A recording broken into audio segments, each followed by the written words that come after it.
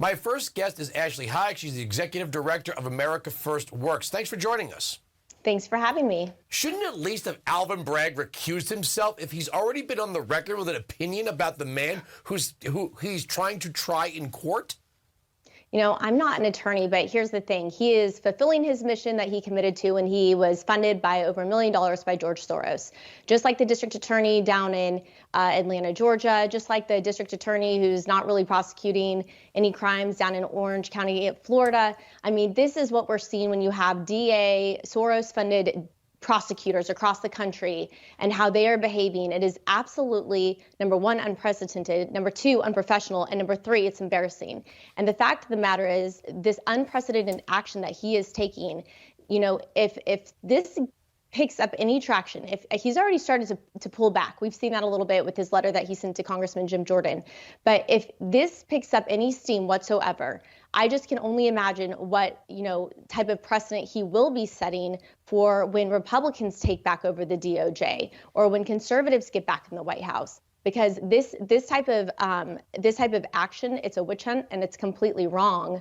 But one thing I just want to add really quickly, this really isn't about just Donald Trump. This is about the American people. We've seen this with January 6th, 81-year-old Army veteran who was sentenced 3 years probation for attending the wrong rally. We've seen this with a Catholic father of 7 children who is targeted for praying outside an abortion center. We've seen this by the parents who are showing up to school board meetings, testifying against the vulgar materials that were in their kids' classroom, being called domestic terrorists. Like, this is what we are seeing from this legal system, from the radical left. You know, I see you show Glenn Youngkin. Remember, they're the ones who race baited and sent people to pose as white supremacists to one of his campaign events, right?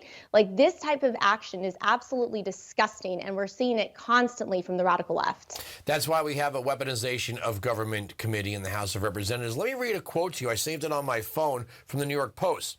A source inside Bragg's office also said substantial number of assistant district attorneys were shaking their heads over Bragg's decision to pursue Trump.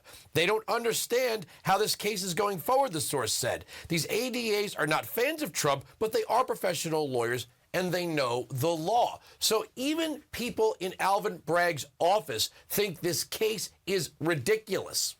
He already lost a lot of top prosecutors when he decided to not pursue felons and started to reduce criminal sentences and how he was going to charge people. So, you know, he is really fighting an uphill battle here. And if you're a serious lawyer and you're looking at your career and you're looking at your future and you see a case like this, you don't want to be affiliated with it. So I think that goes to show you how terrible the merits are of this case.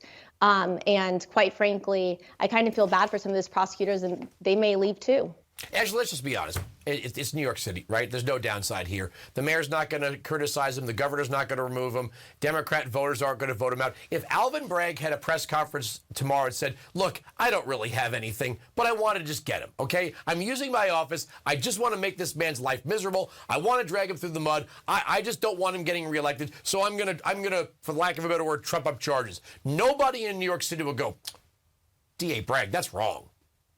Yeah, what they should be saying is, DA Bragg, what's wrong is the fact that crime has increased over 22% in our city, and the fact that you have people who are innocent victims. Hold on, not where it matters. Okay, crime is not up on Central Park West. It's not up on the Upper West Side. It's not up where, you know, all the people who work at CNN and MSNBC live cloistered, you know, up around Columbus Circle. It's not going up there, so they don't care. The city could be on fire. Crime rate could be 1,000% higher. They want Trump.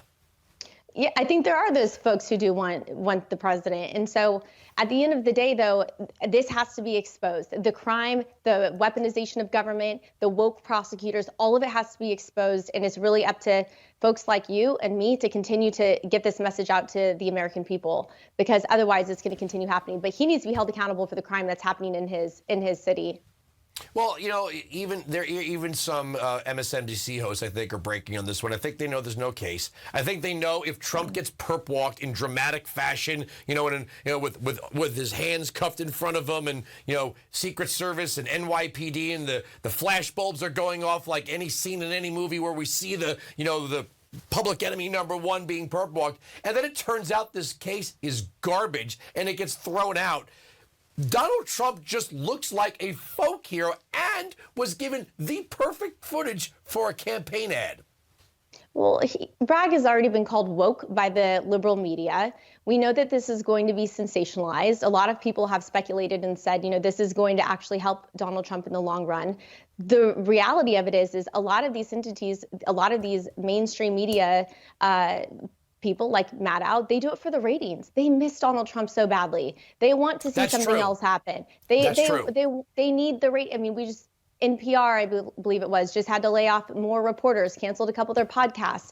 All of these liberal mainstream outlets, their ratings are tanking because they don't have anything, they don't have a Donald Trump to cover. So this is, what they want to focus on. They're fixated on it. They're talking about January 6th. January 6th has absolutely nothing to do with this. Absolutely nothing to do with this. But that's where they want to go because they want to come after. Does. That's what Trump derangement does. It's an infection of the mind. I mean, I would say we probably don't need 17 COVID boosters. We probably need them to have an Operation Warp Speed 2.0 to save these people from their mental issues. I got to leave it there. Thank you so much for joining us. Thanks for having me.